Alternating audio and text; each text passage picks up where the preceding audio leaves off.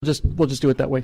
Okay. Do you have any prospects for doing any presidential speech writing during this campaign season? The question is, do I have any prospects for doing any presidential speech writing? And the answer is, as it turns out, I might have some prospects for working with campaigns. Whether that leads to speech writing, I'm not sure. I do have a chance, I think. I don't want to jinx it necessarily. I don't want to say it's a done deal. But there are some people involved with the Cruz Super PAC, and I want to do a series of videos with Ted Cruz. I want to do, if it works out, what I want to do with Ted is look. I think Ted Cruz is the real deal. I think he's a real deal. There's a few people in the race who I think are. There are a number of people who I would vote for, certainly considering the alternative. But Ted is top of my list. I like Scott Walker very much. I like Carly Fiorina very much. But I think if I could do one thing for the Cruz campaign, it would be this. I've had a chance to speak to Ted at several events. We just happened to be in the same places at the same time. I introduced him once in Texas when I obviously called for the mass murder of millions of people, and everybody took that seriously. If you have a learning disorder, if you're missing a hemisphere, you take that kind of rhetoric seriously, I guess. But here's the thing about that I'd like to do with Ted. I would like to get out there in Texas with Ted Cruz in a place where he's comfortable with a camera crew and just turn the cameras on and start talking and spend about 20-25 minutes just getting him liquored up, so to speak. I don't mean actually liquored up. I mean comfortable. Because of all the candidates, Ted understands the story best. He understands the philosophy. He's been a student of the Constitution. He was reciting the Constitution when he was a young boy. His father escaped from Cuba. He understands the freedom thing. He understands guns. He is, by the account of both Alan Dershowitz and also Antonin Scalia, I think were the two people who said he was without question the smartest law clerk they ever saw at the Supreme Court. Ted Cruz is a patriot, and he's a brilliant guy. And I've seen him speak, and I think he's terrific. But I think when he speaks, as many people who don't speak publicly for a living, I think he can be a little guarded. And the reason I'd like to do these videos is because Ted knows enough about the work I do to know that I'm not an imposter, and I'm not just some blonde, from Fox News in San Antonio interviewing him for a piece. I want to get out there and start talking with Ted about foundational conservative issues. I want to do a guns segment. I want to do a Constitution segment. I want to do a lawfulness segment. Because what I'd like to see from Ted, and I haven't seen a lot of it yet, is I'd like to see him passionate. I'd like to see him on fire. Not hair on fire, because Ted doesn't get hair on fire. Ted has got the kind of personality that's electable, and I don't. He's the kind of guy who's very level-headed. He's a very balanced, calm individual. But I know he does care passionately about these things, and especially about the lawlessness. That's where I'd go with him. And so I would like to get him comfortable, do an interview with him, framed in such a way that I'm off camera, and then just basically have a conversation and just get him a little bit wound up and then let him go and then cut me out of it. Basically just edit it so that it's just his bites, because nobody cares about what I have to say. But he's an actual contender for the presidency. Carly Fiorina stopped me in the same room. It was an event in Dallas at AFP, I want to say. And I was sitting there talking with Ted Cruz, and Ted came in and left, and Carly Fiorina came over and said hi and said, oh, I'm a big fan, and it was really great to see you. And, I think Ted Cruz and Carly Fiorina would be a heck of a combination. You have Ted Cruz to recover the law of the country and get the politics in shape. You give Carly kind of the mandate to get all this kudzu out of the way of the economy, get the economy jump-started. We'd have a free country again in 6 months if these two people got elected. So that's the only actual overtures that I've got going. But needless to say, my whatever limited abilities I have can be put to whatever use necessary. Be my pleasure. It's not even so much the speech writing. Honestly, it's the messaging, which is different. And it's the ability to fight. If it were me, and I was coaching Ted Cruz for the debates against Hillary, assuming it's going to be Hillary, I don't think she's going to make it, frankly. But if it were me, and somebody said, "Well, Mr. Cruz, your first question is about global climate change. Here's the question, blah blah blah." My advice would be, Candy, I'm going to take a loss on that question. We'll just give that one to Hillary, because my question actually, and what I like to do with my time is, and then I just read the statute. I just read it. As an attorney, I'd read the statute. Federal law, I forget what the statute is, says that anyone who does not submit all records at the end of their term is guilty of a felony punishable by 2 to 4 years in prison. And then the second statute says if you actively try to destroy it, if you try to destroy evidence or you're willful of withholding, destroying what I've read the statutes, then that is a different felony, also punishable by up to 3 years in prison, plus forfeiture from ever holding elected office in the government of the United States.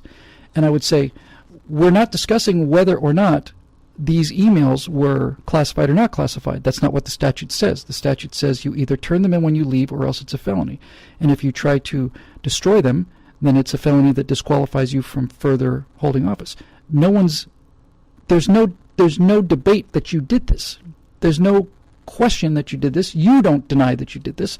So my question to you, Mrs. Clinton, about global climate change is, if you are above this law, what other laws are you above? Please tell the American people now which other laws you are above as presidential candidate and then as president of the United States. And then I just shut up. And she would wither, because she's a horrible person. No, she is a horrible person. She's a horrible person. She's a horrible candidate. You know, people say, I actually heard a defense of Hillary, and the defense was she couldn't have known that she was doing it because obviously she would have been caught. But that's ridiculous. Obama never got caught. Eric Holder never got caught. The reason she did it, the reason she violated that law so flagrantly, was because she knew that as a Democrat, she had the cloak of invisibility thrown over her by the media. And she's got to be astonished. She's really just got to be just amazed that people are continuing to ask these questions in the media. She just can't believe that it hasn't blown over like it always had in the past. It's not her first scandal, you know. I mean, the Benghazi part of it blew over, right? Her involvement in pulling away the security forces on Benghazi blew over, and her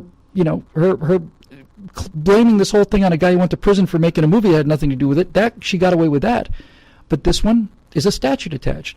And somebody asked me about this. I said, well, how come she's getting away with Benghazi and her actions in Benghazi, but not getting away with this? And my response is, well, there's no statute that prohibits bad judgment, but there is a statute that says you can't take these emails with you. It's a statute. It's there. She broke the law.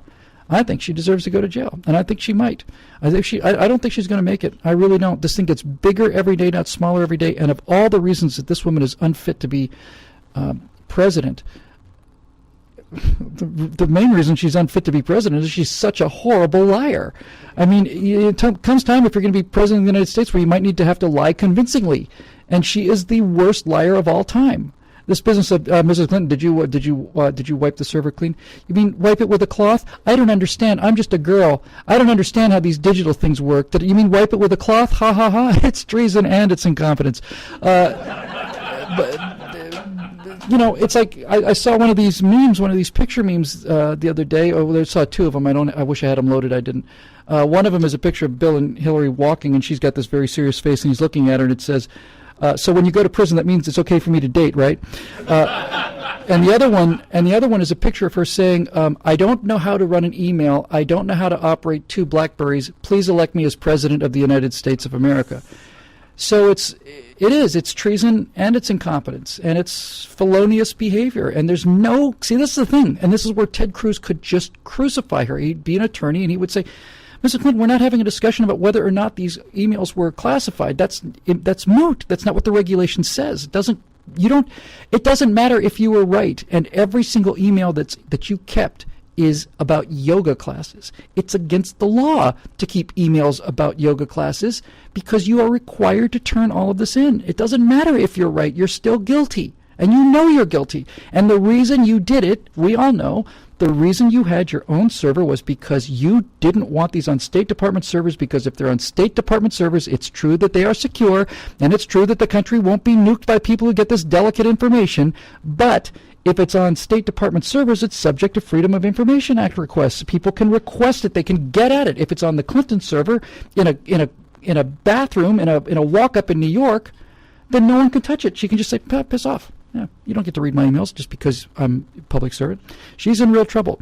And this is the kind of messaging thing that I'm good at, is this kind of thing where you basically construct an argument in such a way that there is no reply to the argument. You're done. You're just done. No. I'm not claiming the atom bombs. I'm not quoting people who are pacifists saying they shouldn't have dropped the bombs. When you're quoting the guy who led the attack on Pearl Harbor and the guy who was in charge of the defense of the Japanese mainland, when you quote them saying that we stopped because of the bomb, then you're done. You're done. You can't win this. And Ted Cruz has the mind for this without question. He's got the legal mind for it. What I think I might be able to help him with is just simply crafting the rhetoric of the message and putting it in a way that people get. It's just very simple. Which one of the, since you're obviously above this law, please tell the American people now, before we elect you, what other laws you're above. And then be quiet. Where does she go from here? Nowhere. I'm not above the law. Ma'am, you're above this law. You're above this statute. You're above federal statute 2649.3. You're above that statute. Clearly you are, because you're standing here free today when everybody else would be in jail. And we all know it. So if you're above this law, what other laws are you above? I think we deserve to know that. I'd give up a question on global warming for that in a heartbeat. And see, the thing that they can help guys with Ted Cruz is that Ted, being a decent man, doesn't understand the complete bastardliness of these opponents of ours and how dirty they fight. And so basically my response to Ted would be, Ted, the way to think about the debates is not a way to punish Hillary or whoever, or not just to Ted, to anybody. You need to understand that your 3-minute response during the debate is the only time between now and the inauguration when you will be able to say what you want to say with everybody watching and nobody doing the spin on it. And if it means you give up the question in order to make a point, do it. And by the way, say it. Oh, hold on, Senator. Well, this question is not about Hillary Clinton's emails. It's about global climate change.